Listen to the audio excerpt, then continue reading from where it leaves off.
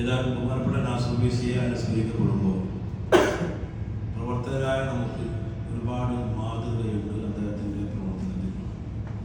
ദീനീ പ്രവർത്തനം എന്ന് പറഞ്ഞാൽ വാസ്തവത്തിൽ പരിശുദ്ധമായ ദീനിൻ്റെ ദഅവത്തിന് അല്ലാഹു തആല 1.25 ലക്ഷം വരുന്ന അമ്പിയാക്കന്മാർ നിശ്ചയിച്ചു. അവർ പ്രവാചക സ്വല്ലല്ലാഹു അലൈഹി വസല്ലം തങ്ങളിലൂടെ അവസാനിക്കുന്നു. പിന്നീട് അള്ളാഹുവിൻ്റെ ദീനിൻ്റെ പ്രബോധനം ഏറ്റെടുത്തത് പണ്ഡിതന്മാരാണ്. ആ ഖിയാമത്ത് നാൾ വരെ ദുന്യവിയായ ലക്ഷ്യവും കൂലിയും ആഗ്രഹിക്കാതെ പടച്ച തമ്പുരാനെ മാത്രം സമർപ്പിച്ച് ത്യാഗം ചെയ്യുന്ന ഒരു വിഭാഗം പണ്ഡിതന്മാർ എക്കാലത്തും ഉണ്ടാകും. അവർ ഈ ദീനിനെ ഇവിടെ നിലനിർത്തും. അവർക്ക് വേറെ ലക്ഷ്യമുണ്ടാവില്ല. അങ്ങനെയുള്ള ഒരു പണ്ഡിത സമൂഹത്തിൽ നമുക്ക് പലരും കഴിഞ്ഞു പോയിട്ടുണ്ട്. നാസർ ബിസിയുടെ ജീവിതം നമുക്ക് പഠിക്കുമ്പോൾ അദ്ദേഹത്തിൻ്റെ ദീനീ രംഗത്തുള്ള സമർപ്പണം അദ്ദേഹത്തിന് ദുന്യവിയായ ലക്ഷ്യം ഉണ്ടായിരുന്നില്ല.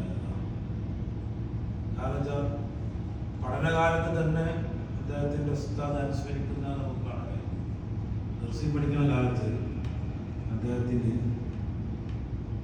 ആ തലക്കടത്തൂർ പള്ളിയിൽ 100 കുട്ടികൾ പഠിക്കുന്ന ദർസാണ്. ആ ദർസിൽ മൂപ്പർക്കുള്ള വീട്, ചില വീട് വളരെ ഇന്നത്തെ പോലെ ക്യാൻറ്റീനും തന്നെയല്ലോ, ആ നാട്ടിലെ ഏറ്റവും പാവപ്പെട്ട വീടാണ്. ആ നാട്ടിലെ ഏറ്റവും പാവപ്പെട്ട വീടാണ്. ചെറിയ കൂടിയാണ്. വീടിൻ്റെ ഉള്ളിലേക്ക് കിടക്കണമെങ്കിൽ പിഴിഞ്ഞ് ഉള്ളിൽ കിടച്ചു. സാധാരണ വലിയ ദിവസമാകുമ്പോൾ എല്ലാ വർഷം വലിയ കുട്ടികൾ കോളേജിൽ പോകും. അപ്പോൾ ഈ കുട്ടികളുടെ 5-10 വരുന്ന കുട്ടികളാവും. അവർ പോകുമ്പോൾ ശേഷം പോകണമെങ്കിൽ ആ ഒരു ചിലവിട്ടിൽ ആ വർഷം ആരെങ്കിലൊക്കെ ഓരോ വർഷം നല്ല ചിലവിട്ട് തിരഞ്ഞെടുക്കും. പണ്ടത്തെ കാലത്ത് ഞങ്ങളെ പഠിക്കുന്ന കാലത്ത് തന്നെയാണ്. ഞാൻ പഠിക്കുന്ന കാലത്ത് 36 കുട്ടികൾ നമ്മളെ ദിവസം അതിന് ഭക്ഷണം ഉച്ചക്ക് ഭക്ഷണത്തിലുണ്ടാവും, രാവിലെ ചായത്തിലുണ്ടാവും. അത് നല്ലോണം കൂടുതൽ പഠിക്കുന്നത് പോലെ ഒന്നുമല്ല. അപ്പോൾ ആ കാലത്ത് അങ്ങനെയാണ്. അങ്ങനെ ഉത്സവം പറയുന്നു. ഇപ്പം എല്ലാവരും നല്ല വീട് കണ്ടാൽ പോകും. ഇവർക്ക് ആ ആദ്യം ഏൽപ്പിച്ച വീട് അവിടെ 10 9 ആ വീട്ടിൽ തന്നെ ഭക്ഷണം കഴിക്കാൻ പറ്റും. അല്ല പ്രത്യേകിച്ച് ദർശന പുതിയെന്ന് വന്നാലും ആർക്കും ചിലവില്ലാലും കൂട്ടിക്കൊണ്ടുപോകുമ്പോൾ ആ വീട്ടിൽ. ആ വീട്ടിൽ കൊണ്ടുപോയി എന്താ കിട്ടുന്നത് മൂപ്പർക്കന്നെ അറിയുള്ളൂ. ചിലവില്ലാത്ത ആരെങ്കിലും ഭക്ഷണം കഴിക്കാത്തുണ്ടെങ്കിൽ മൂപ്പർ പോകുമ്പോൾ കൂട്ടിക്കൊണ്ടു അവിടെയുള്ള ഭക്ഷണം ഉള്ളവരുണ്ടാവുക. ഇങ്ങനെ എന്താണ് ഉള്ളതുകൊണ്ട് തൃപ്തിപ്പെട്ട് അന്ന് മുതൽ അദ്ദേഹം എന്താണ് സാമൂഹ്യ പ്രവർത്തനം. പിന്നീട് പഠിക്കുന്ന കാലത്താണ് അദ്ദേഹം 89 കാലഘട്ടത്തിലൊക്കെ ദിവസം പഠിക്കുന്ന കാലഘട്ടം. ആ കാലഘട്ടം പോലെ തന്നെ സമസ്തയുടെ പ്രവർത്തനം വാസ്തവത്തിൽ അന്ന് മുഖ്യസ്ഥാനത്ത് ഒരു നിഷ്പക്ഷമായി നിൽക്കുന്ന ഒരു അറിയാം.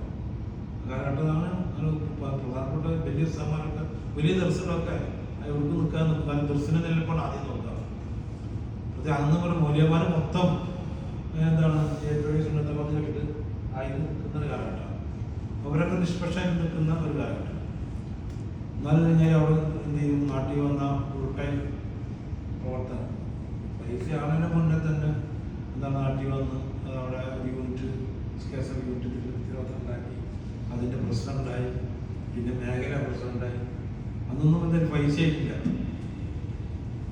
96-ലാണ് അദ്ദേഹം 94-ലാണ് 95-96-ലാണ് അത് പോയതാണ്. അപ്പോൾ ഈ 93-ലും 94 ഞങ്ങൾ ബന്ധപ്പെടുന്നത് അതൊരു രാഷ്ട്രീയ കോളേജ് വന്നു.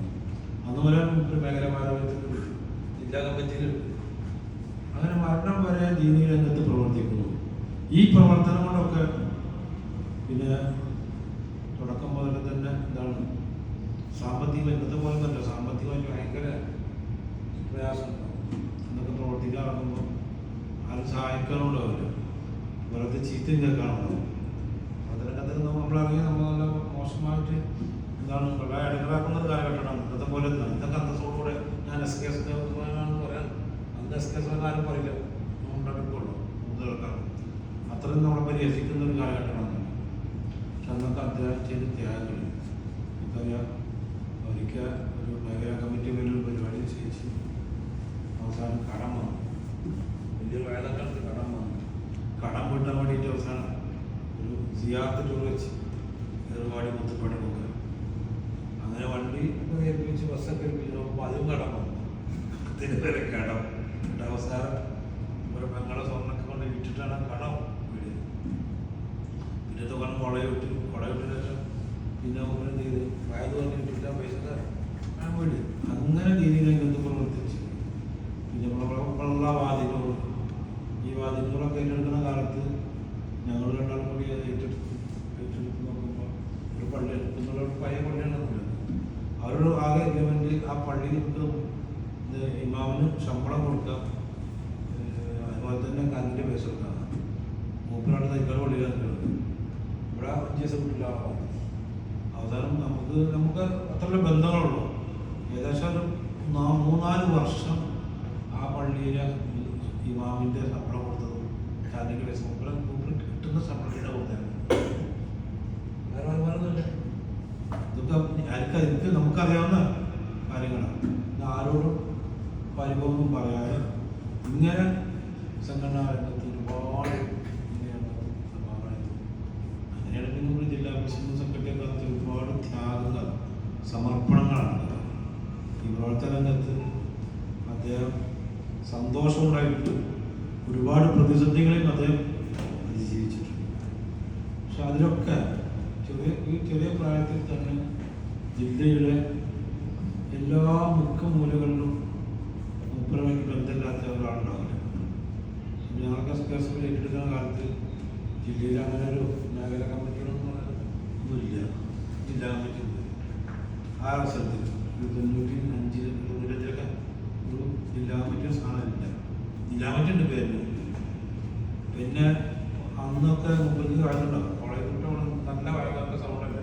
എവിടെ വയന്ന് വെച്ചാൽ അവിടെ 4 ആൾ കണ്ടുപിടിച്ച് നാല് വിട്ടുണ്ടാവും. അങ്ങനെ ഒരു 3-4 വർഷം കൊണ്ട് 200 യൂണിറ്റ് ഉണ്ടാക്കിയിട്ടുണ്ട്. ഇതൊക്കെ ഒരുപാട് പൈസ കയ്യിൽ നിന്ന് കൊടുത്തിട്ടാണ്. ഇതൊക്കെ ഓർമ്മ. അങ്ങനെ എല്ലാ ജില്ലയിലും വർഷം കമ്മിറ്റി ഒരു സംഘടിപ്പിക്കും. സെക്രട്ടറി പ്രസ്ഥാനം പക്ഷേ ഇന്നത്തെ പോലെ ആരും മത്സരത്തിലുണ്ടാവില്ല. കാരണം 1000 പേർക്ക് എടുക്കുള്ള പൈസ അപ്പോൾ ആരും ഏറ്റെടുക്കാൻ പറ്റില്ല. അങ്ങനെ അവർ 3-4 വർഷം വട്ടം ഈ കണക്ക് വായിക്കുമ്പോൾ മാറ്റി വെക്കും. പിന്നെ കാക്കും കുറേ കണ്ടുണ്ടാവും. ഒരു റേഷൻ പട്ടിക ചെയ്ത് മാർക്ക് സെക്രട്ടറി ആയിട്ടുണ്ട്. അങ്ങനെ കുറേ പൈസ കയ്യിൽ നിന്ന് അവസരം പിന്നെ കണക്ക് വായിക്കാണ്ടായി. കാരണം വായിക്കാനത് കിട്ടാനൊന്നുമില്ല. അവസാനം ഇപ്പോൾ ഒയ്യുന്ന സമയത്ത് അന്നത്തെ 25,000 രൂപ. അന്ന് 25,000 രൂപ എന്ന് പറഞ്ഞാൽ വർഷത്തിൽ ഒരു പാവം സ്വർണ്ണത്തിന് 2,500 രൂപ ഉണ്ടാവും. ഒരു പാവം സ്വർണ്ണത്തിന് അന്ന് 25,000 രൂപ കമ്പ്യൂട്ടർ സെക്രട്ടറിന് കഴിയുമ്പോൾ കമ്മിറ്റി കൊടുക്കാണ്. അത്രത്തോളം സാമ്പത്തികമായി ചെലവഴിച്ചിട്ടാണ് ഈ പ്രവർത്തനം കൊണ്ട് ഇങ്ങോട്ട് ഒരു ലക്ഷ്യം ഉണ്ടായിരുന്നില്ല. അങ്ങനെ അദ്ദേഹം പ്രവർത്തിച്ചത്. പക്ഷെ അതിൻ്റെ ആ ഒരു ഗുണം ഖുർആനിൽ പറയില്ലേ, ഇന്ന വലിയല്ലാഹു അല്ലദീ നസ്സൽ കിതാബ വയതവല്ല സ്വാലിഹീൻ എന്ന് പറയുന്നത്. അല്ലാഹു സുബ്ഹാനഹു വ തആല എൻ്റെ സഹായിയാണ്, എൻ്റെ വലിയാണ്, എൻ്റെ കാര്യങ്ങൾ അല്ലാഹു സമർപ്പിച്ചു. ആ അല്ലാഹുവാണ് ഈ കിതാബിനെ ഇറക്കിയത്. സാലിഹ്യങ്ങളുടെ കാര്യം അല്ലാഹു ഏറ്റെടുത്തിരിക്കുന്നു എന്നാണ് ആയത്ത്. ഈ ആയത്തിൻ്റെ തഫ്സീറിൽ ബഹുമാനപ്പെട്ട ഇമാം റാസി റഹ്മത്തുള്ളാഹി പറയുന്ന സംഭവം ബഹുമാനപ്പെട്ട അബ്ദുൽ അസീസിനെ സംബന്ധിച്ച് രണ്ടാം ഉമർ എന്ന് പറയുന്ന അബ്ദുൽ അസീസിനെ സംബന്ധിച്ച് പറയുന്നത്, അദ്ദേഹം രാജ്യം ഭരിക്കുന്ന രാജാവാണ്. വലിയ സാമ്പത്തികമായി എല്ലാം ഉണ്ട്. പക്ഷെ ഒക്കെ സദഖ ചെയ്യും. മക്കൾ കൊണ്ടൊന്നും മാറ്റിയേക്കില്ല. മക്കൾ കൊണ്ടൊന്നും മാറ്റിവെക്കില്ല. അപ്പൊ പലരും ചോദിച്ചു, നിങ്ങൾക്ക് ഇങ്ങനെ കൊടുക്കാവുന്ന മക്കൾ ഇന്ന് മരിച്ച മക്കൾ പട്ടിണിയാവൂലേ, അവർ ദരിദ്രത്തിൽ വരും, കഷ്ടപ്പെടൂലേ എന്ന് ചോദിച്ചു. ആ സമയത്ത് മഹാനവർ പറഞ്ഞ വാക്കുകൾ, എൻ്റെ മക്കൾ ഒന്നെങ്കിൽ സാലിഹ അല്ലെങ്കിൽ മുജിരിമ, അക്രമിയോ കാഫിറോ, രണ്ടാമതല്ല ആവുള്ളൂ. ഒന്ന് സാലിഹ മനുഷ്യനാവും അല്ലെങ്കിൽ നാലിമോ, രണ്ടാമതാവും. സാലിഹാണെങ്കിലോ അള്ളാഹു സാലികളെ കാര്യം ഏറ്റെടുത്തിരിക്കുന്നു. ഇതിൻ്റെ കാശിൻ്റെ ആവശ്യമില്ലല്ലോ. അള്ളാഹ് ഏറ്റെടുത്താൽ പിന്നെ മുസ്ലിമിന്റെ കാര്യം ആവശ്യമില്ലല്ലോ. മുസ്ലിമിന്റെ മക്കളോ അള്ളാഹു പറഞ്ഞിട്ടുണ്ട്, മുസ്ലിമിനെ ഞാൻ സഹായിക്കില്ല, ഇതിന്റെ ഞാനിത് സഹായിക്കില്ല, അള്ളാഹ് സഹായിക്കാത്ത ഞാൻ സഹായിക്കും. ഇതായിരുന്നു അവർ ചെയ്തു. എന്നതുപോലെ റോസത്തിന് അസമേസി വഫാത്താകുമ്പോൾ നമുക്ക് മനസ്സിലാവുന്നത് അദ്ദേഹം മരണപ്പെടുന്നതിൻ്റെ ഈ കോവിഡ് കാലത്താണല്ലോ. ഈ കോവിഡ് കാലത്ത് അദ്ദേഹത്തിൻ്റെ മരണസമയത്ത് നമ്മളൊന്നും ചിന്തിക്കാതെ അദ്ദേഹം ഈ കോവിഡ് ബാധിക്കുന്നതിന് തലേ ദിവസം അന്ന് മാറൂഫാബി ജില്ലാ പ്രസിഡന്റാണ്. പിന്നെ അവിടെ ആ സമയത്ത് നന്നായി ആ മേഖലയിൽ പ്രവർത്തിക്കുന്ന നല്ല അടുപ്പുള്ള ഒരു പ്രവർത്തകനാണ്. അദ്ദേഹത്തെ വിളിച്ചു. കോവിഡ് ബാധിക്കുന്നതിൻ്റെ മുമ്പത്തെ ദിവസമാണ്. വീട്ടിൽ വിളിച്ചു വരുത്തി അദ്ദേഹം കുറേ കാര്യങ്ങൾ സംസാരിച്ചു. അദ്ദേഹത്തിൻ്റെ കഴിഞ്ഞു പോയ കാലങ്ങൾ അനുഭവങ്ങൾ പങ്കുവെച്ചു. ഡയറി കാണിച്ചു കൊടുത്ത് കിട്ടാനുള്ള പൈസ കൊടുക്കാനുള്ള പൈസ കാണിച്ചു കൊടുത്തു. കൂട്ടത്തിൽ മക്കളെ പഠനത്തെ പറ്റി ചർച്ച ചെയ്തു. അത് അനുഭവപ്പെടാൻ മൊത്തം മോള് ഫുൾ A+ പഠിച്ചോളാം ആ കുട്ടി. ആ സമയത്ത് കുട്ടിക്ക് അന്ന് പഠിക്കാൻ ആഗ്രഹം സിവിലാണ്.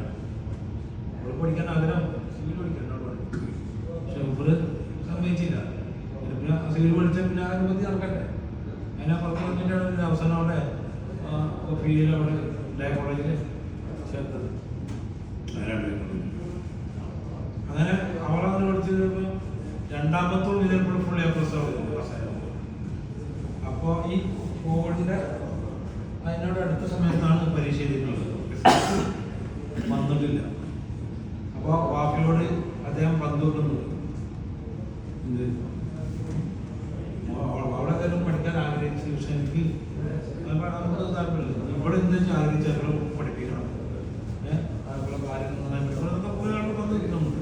ഞങ്ങൾക്ക് വാപ്പി വെച്ചതിന് ശേഷം അപ്പോൾ ഇതൊക്കെ മുൻകൂട്ടി കണ്ടുകൊണ്ട് പറയുമ്പോൾ അദ്ദേഹത്തിന് മരിച്ച സമയത്ത്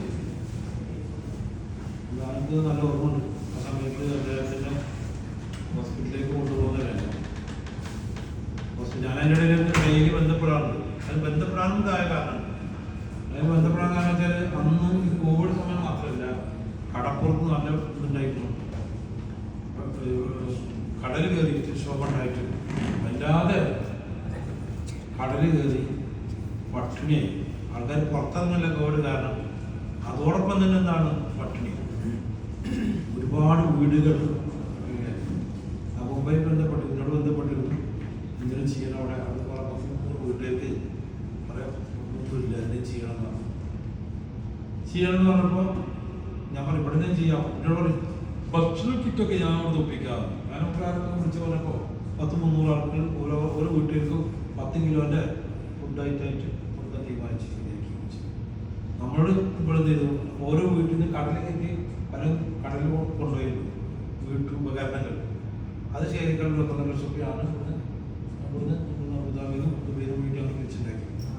അത് അയച്ചു കൊടുത്തു. അങ്ങനെ ആ സാധനങ്ങളൊക്കെ മേടിച്ച് ഒരു 1-ാം ഘട്ട ഫുഡൊക്കെ എല്ലാവർക്കും എത്തിച്ചു കൊടുത്തു. കുഞ്ഞങ്ങാടിയിലെല്ലാം വീട്ടിലേക്ക് എത്തി. അതൊക്കെ മുമ്പിൽ എത്തുന്ന കൊടുത്തില്ല. ഇത് മേടിച്ച് അവിടെ ചക്ക കൊടുത്ത് വെച്ചു. അത് കൊടുത്താണ് 2-ാമത്തെ ആണ് കോവിഡ് ഉണ്ടായത്. വസ്തുക്ക് വലിയ അത്ഭുതമാണ്. ഒരു അതീതുണ്ടല്ലോ, ഇതാ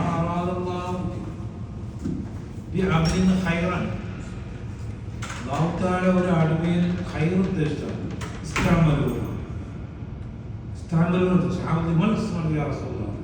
എന്താണ് ഇസ്ലാമിനോട് ഉദ്ദേശിക്കുന്നത്? മരിക്കുന്നതിന് മുമ്പേ അമൽ ചെയ്യാൻ പോകുകയാണ്. അദ്ദേഹം മരിക്കുന്നതിന്റെ മുമ്പത്തുള്ള അമലിതാണ്. ഹോസ്പിറ്റലിൽ കൊണ്ടായി ഹോസ്പിറ്റലിൽ നിന്ന് വിളിച്ച് ബന്ധപ്പെട്ട് പറഞ്ഞ് ഇന്ന കാത്തിട്ടുണ്ട് അത് കൊടുത്തോളൂ. അപ്പം കാരണം നിങ്ങൾ ഹോസ്പിറ്റലിൽ വന്നിട്ട് നമുക്ക് കൊടുക്കാൻ പറയുമ്പോൾ എന്നെ കാത്തിട്ടുണ്ട് നിങ്ങളത് കൊടുത്തോളൂ. അങ്ങനെ അവസരം നമ്മൾ കൊടുപ്പിച്ചു, കൊടുത്ത ആൾക്കാർ കൊണ്ട് കൊടുപ്പിച്ചു. അതുപോലെ തന്നെ ഹോസ്പിറ്റലിൽ കിടക്കുന്ന സമയത്ത് സീരിയസ് ടൈമുണ്ട്. അദ്ദേഹം ഹോസ്പിറ്റലുള്ളിൽ ഈ ഡയാലിസിസ് കൊണ്ടാടുന്നതിന് മുമ്പ് ഇടയ്ക്കൊക്കെ പോകണം സംസാരിക്കുന്നവരുണ്ട്. അങ്ങനത്തെ ഒരു കണ്ടുണ്ടായിരുന്നു. അപ്പോൾ ആ സമയത്ത് അദ്ദേഹം പറഞ്ഞു, അന്ന് അതിലാട് 3-ന്റെ ഭാഗത്ത് ഉസ്താദ് മരണപ്പെട്ടിരുന്നു. ആ വീട്ടിൻ്റെ കറണ്ടിൻ്റെ ബില്ല് അടക്കാത്തതുകൊണ്ട് കറണ്ട് കട്ട് ചെയ്തിട്ടു. കറണ്ട് കട്ട് ചെയ്തിട്ടുണ്ട്. ഈ കറണ്ട് കട്ട് ചെയ്തത് ഉബർക്കറിയാം. അപ്പോൾ ഉബർ CR സാറിനെ വിളിച്ചപ്പോഴാണ് നമ്മളിതിൽ കുറച്ച് പൈസ ബാക്കി പാവപ്പെട്ടവർക്കല്ല, ആ ഉസ്താദിൻ്റെ കറണ്ട് കട്ട് ചെയ്തിട്ട് അത് വേറെ കൊടുക്കുന്ന ആൾ മേടിച്ച് കൊടുക്കാം. എവിടെ പഠിക്കാൻ പോകണേ ഹോസ്പിറ്റലിൽ നിന്ന് മെഡിക്കൽ കോളേജിൽ നിന്ന് വിളിച്ചു പറഞ്ഞു. അപ്പോൾ ഓരോരുത്തർക്ക് കൊടുക്കുന്നൊരു തോഫീക്കാണ്. ഇങ്ങനെ മരണസമയത്തും അത്ഭുതങ്ങളാണ് അദ്ദേഹം കാണിച്ചത്. അപ്പോൾ ആ മരണപ്പെട്ടു നമ്മളെ സംബന്ധിച്ചിടത്തോളം സംഘടനാ രംഗത്ത് ഒരുപാട് എന്താണ് ഉയർച്ച, സംഘടനയുടെ വളർച്ച എന്ന് വലിയ സമയമൊക്കെ ഒരു മാതൃക ഞാൻ അറിയുന്നു. വാതിന്നൂറിൻ്റെ അതിൻ്റെ മുന്നേ 1999 ഇതാണ് വാതിന്നൂർ സമ്മേളനം നടന്നത്. വാതിന്നൂർ സമ്മേളനത്തിൻ്റെ പ്രതിനിധി സമ്മേളനം കുന്നോളം ടൗണിലാണ്. വലിയ ഓഡിറ്റോറിയം. അന്നൊന്നും സംഘടനാ ശക്തി ഇല്ല. ഞാനും പ്രസിഡന്റ് മുകൾ സെക്രട്ടറിയും ഗതികേസി ട്രഷറായിട്ട് വന്ന ആദ്യത്തെ സമയമാണ്. ആ ഓഡിറ്റോറിയത്തിൽ ചെന്നാണ് തിരഞ്ഞെടുത്തത്. ആദ്യം തിരഞ്ഞെടുത്ത ആ മാസത്തിൽ നിന്ന് സ്റ്റേറ്റ് കമ്മിറ്റി യോഗത്തിന് പോയിട്ട് ഇവർ ഏറ്റെടുത്തുണ്ട് പ്രതിനിധി സമ്മേളനം നടത്താം. ഈ പ്രതിനിധി സമ്മേളനം നടത്താൻ മാത്രമാണ് 1500 ആൾക്കാർ കൊണ്ടുവന്ന ഓഡിറ്റോറിയം. നമുക്കൊരു ബന്ധം ആൾക്കാരായിട്ടില്ല. അപ്പോൾ ഇതൊക്കെ ഏറ്റെടുത്ത് വന്നപ്പോൾ നമ്മളെ ചെങ്ങമനാട് പറയും എന്തുകൊണ്ട് ഏറ്റെടുത്ത് നിങ്ങൾക്ക് ബഹളം വെച്ചില്ല പത്തേര് എന്തുകൊണ്ട് നിങ്ങൾ ഏറ്റെടുത്ത്. പക്ഷെ ഏറ്റെടുത്താൽ പിന്നെ നടത്തലാണ്. അതിന് പിന്നെ ഒരു അപ്പീലില്ല. ആ പരിപാടി ഫുള്ളായിട്ട് ഭംഗിയായിട്ട് അതിന് വലിയ പങ്ക് വഹിച്ചിട്ട് നമ്മളെ മരിച്ച കമർക്ക് നമ്മൾക്ക് അന്ന് ആ കുട്ടിയുടെ ചിലവൊക്കെ അദ്ദേഹം അവിടെ കുന്നോളത്തെ ടൗണിലെ അരിക്കച്ചവടക്കാരില്ലേ അവിടെയൊക്കെ നടന്നിട്ട് ആദ്യം അവർക്ക് മേടിക്കുക പൈസക്കല്ല ഒരു കോർപ്പറേറ്റ് ഒക്കെ കപ്പൽക്കട ചെറുപ്പിലാണ് അതിൽ കേട്ടിയത്. അവർ മോണോട്ടിൽ കടപ്പം കൊണ്ട് വിളിച്ച് അദ്ദേഹത്തിനോട് കടപ്പെന്ന് പറയാൻ ഇങ്ങനെ നടന്ന് പൈസ വെച്ചിട്ടായിട്ടാണ് പറ്റിയ പരിപാടി.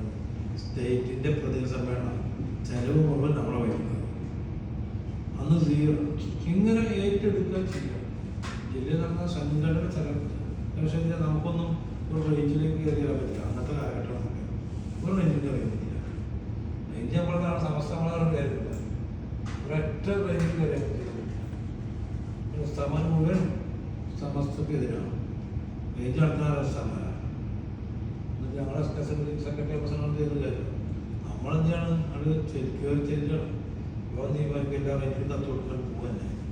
അവിടെ ആരെയൊക്കെ ഒച്ചുണ്ടാക്കാൻ പറ്റുമെന്ന് ആണ്. അങ്ങനെ ഓരോ റേഞ്ചുകളിലും പറ്റുന്നത്. ആ റേഞ്ചുകളിലൊക്കെ പ്രാപ്തരായ പലരെയും നമുക്ക് പലരെയും എന്ത് ചെയ്യും ഭാരവാഹികളൊക്കെ ആക്കി അധ്യാപകരെ കൊടുത്തൊക്കെയാണ് സംസ്ഥയുടെ സംഘടനാ പ്രവർത്തനം ശക്തിപ്പെടുത്താനാണ്. പിന്നെ അദ്ദേഹം ജില്ലാ എസ്കേസിൻ്റെ ഭാഗത്തിന് അദ്ദേഹം വർക്കിംഗ് സെക്രട്ടറി ആയതിനു ശേഷം വർക്കിംഗ് പ്രസിഡന്റ് ആയ സമയത്ത് ഈ താലൂക്ക് കമ്മിറ്റികളൊക്കെ ഒന്നും ഉഷാറായി. മറ്റാളും കൊടുക്കൽ താലൂക്ക് കമ്മിറ്റി ഉണ്ടായിരുന്നു. പിന്നെ ചാവക്കാട് താലൂക്ക് കൊടുക്കൽ താലൂക്ക് ശബ്ദങ്ങൾ നടത്തി നടത്തും. ചാവക്കാട് താലൂക്ക് തൊഴിൽ വ്യവസായം നടത്തുന്നതാണ്. പിന്നെ സംഘടന പ്രവർത്തനം ഉണ്ടായിരുന്നു. പക്ഷെ ഒരു എന്തായാലും താലൂക്ക് പ്രസിഡന്റ് വർക്കിംഗ് പ്രസിഡന്റ് ആയതിനു ശേഷം എല്ലാ താലൂക്കിലും 40 ആൾ കൂടുന്ന കമ്മിറ്റി ഉണ്ടാക്കിക്കൊണ്ട് സഭാഗ്രഹത്തിൽ കമ്മിറ്റി ഉണ്ടാക്കി സംഘടന നായകനെ കൊണ്ടുപോയിരിക്കുകയാണ്. അപ്പോൾ ഒരുപാട് സേവനം അതിനൊക്കെ ഒരു അംഗീകാരമാണ്. അപ്പോൾ കബൂൾ ചെയ്തതിൻ്റെ അടയാളമാണെന്ന് അദ്ദേഹം ഒഫാത്തായപ്പോണ്ടായ സമൂഹത്തിന് ലോകത്ത് സമസ്തയത്തിന് ലോകത്തിന് അങ്ങനെ ഒരു അംഗീകാരം വീട്ടിലുണ്ടാവും. ഒന്ന് അനുഭവപ്പെടുകയും ഞാനെന്നെ അനുഭവപ്പെടുന്നു. നമ്മുടെ യോഗ വീട്ടിൽ അന്ന് കോവിഡ് സമയത്തല്ലേ ഓൺലൈൻ മീറ്റിംഗ് കൂടിയിട്ട്. അപ്പോൾ നമ്മളിങ്ങനെ നമ്മളവിടുത്തെ പ്രവർത്തകർ നമ്മളെ ഈ പ്രവർത്തനം ചെറുതെന്ന് മനസ്സിലാക്കണ്ട.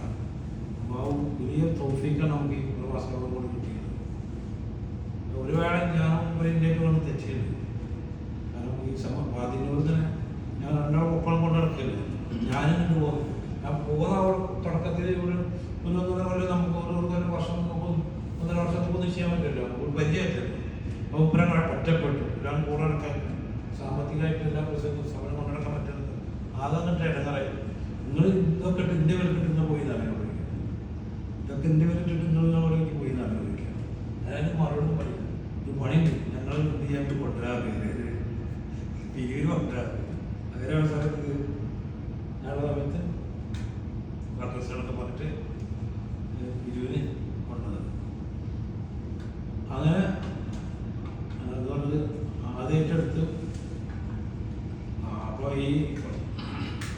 അതൊക്കെ ഏറ്റെടുത്ത് പ്രവർത്തിച്ചിട്ട് അദ്ദേഹത്തിന് മസ്കറ്റിൽ അദ്ദേഹത്തിൻ്റെ കാര്യങ്ങൾ അദ്ദേഹം ആ ഹോസ്പിറ്റലിൽ ഇങ്ങനെ കൊണ്ടുപോകാൻ കണ്ടു.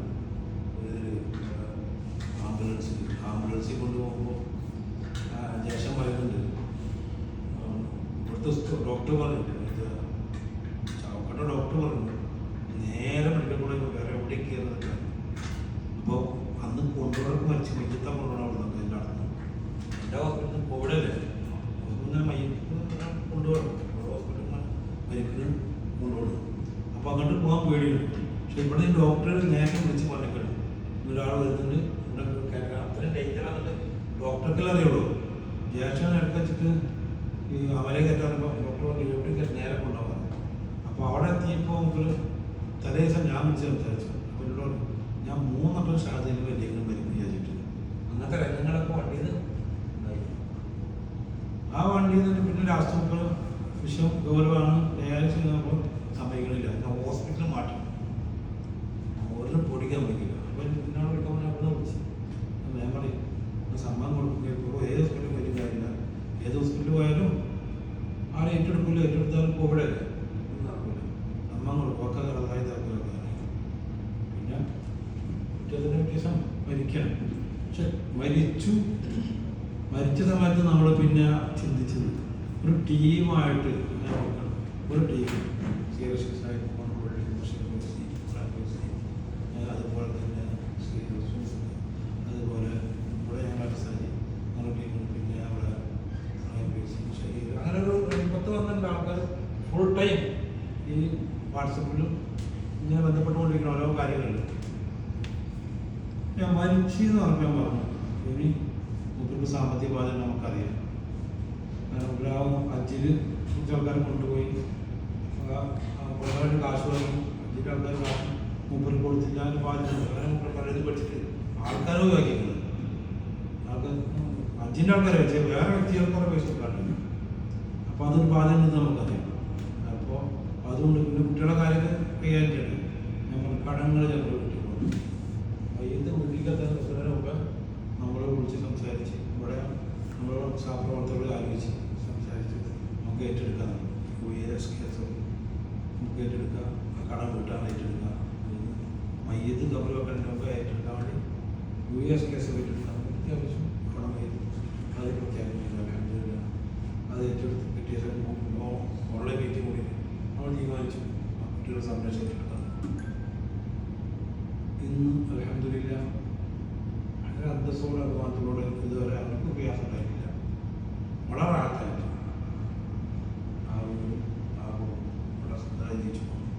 എന്നും ജീവിക്കാനുള്ള ബുദ്ധിമുട്ട് അത് ഓൾറെഡി കൂടി 50 ലക്ഷം ആണ് ഞങ്ങൾ സെലിബ്രിക്കാൻ ഉദ്ദേശിച്ചത്. ഈ 50 ലക്ഷം ഓണം അതുപോലെ ചർച്ച ചെയ്തപ്പോൾ നമ്മളെ തലപ്പുഴയിൽ നമ്മുടെ അബ്ദുറഹ്മാൻ എന്ത് 50 ലക്ഷം 1 കോടിയാണെന്ന് പറഞ്ഞു. അന്നമ്മൽ 1 കോടിയിൽ കിട്ടിയ ആ ഒറ്റ യോഗത്തിൽ തന്നെ ഓൺലൈൻ മീറ്റിങ്ങിൽ നമുക്ക് 1 കോടി രൂപ ഓഫർ കൊടുക്കും. അതുപോലെ എല്ലാ പണിയും കഴിഞ്ഞു, എല്ലാ പണിയും ഇതെങ്ങനെ നടന്നു പോലും താല്പര്യമില്ല. വളരെ കുറഞ്ഞ ആൾക്കാരെ 1 ലക്ഷം 2 ലക്ഷം 5 ലക്ഷം ഒക്കെ തന്നു, കാര്യങ്ങൾ നടന്നു. 2 കൊല്ലം കൊണ്ട് ആ വീടുകളെ പണി കഴിഞ്ഞ് എല്ലാം കഴിഞ്ഞു. അതുപോലെ അവർ ഹോസ്പിറ്റലിൽ കൊണ്ടുപോയി അന്ന് മുതലേ നമ്മൾ അവരെ വീടും കുടുംബം ശ്രദ്ധിച്ചിരുന്നു. ഇപ്പോൾ അൽഹംദുലില്ലാഹ് മാസം സുന്ദരമായിട്ട് വാടക കിട്ടിക്കൊണ്ടിരിക്കുന്നു. ഒരു ബുദ്ധിമുട്ടും അവർക്ക് അറിയണില്ല. അപ്പോൾ മൂത്തമാളെ കല്യാണം കഴിഞ്ഞു. അപ്പോൾ ആരും വളരെ രഹസ്യമായിട്ടാണ് കൈകാര്യം ചെയ്തത്. അൽഹംദുലില്ലാഹ് 10 പവൻ സ്വർണ്ണം കൊടുത്ത് വീട് മെയിൻ്റെനൻസ് ചെയ്യേണ്ട 5 ലക്ഷം രൂപ മെയിൻ്റെനൻസിനാണ്. നല്ല പുതിയ വീട് പോലെ ആയി ഉള്ളൂല്ല. ഇപ്പോൾ നമുക്ക് അൽഹംദുലില്ലാഹ് നമുക്ക് വളരെ രഹസ്യമായിട്ട് കൈകാര്യം ചെയ്ത് പലരും പറഞ്ഞു അവർ കൈകാര്യം ചെയ്ത് ഇന്ന് ഇപ്പോൾ നല്ല കടിച്ചെടുക്കുന്ന ഡിസിലും നമുക്ക് കാര്യങ്ങളൊക്കെ നമ്മുടെ കയ്യിലുണ്ട്. അപ്പോൾ അള്ളാഹുതആല അതുപോലെ സ്വാലിഹ് പറഞ്ഞില്ലേ, മക്കൾ സാലിഹികളാണ് അള്ളാഹുതആല ഏറ്റെടുക്കും എന്ന് പറയുന്നത്. അത് അക്ഷരാർത്ഥത്തിൽ മക്കൾ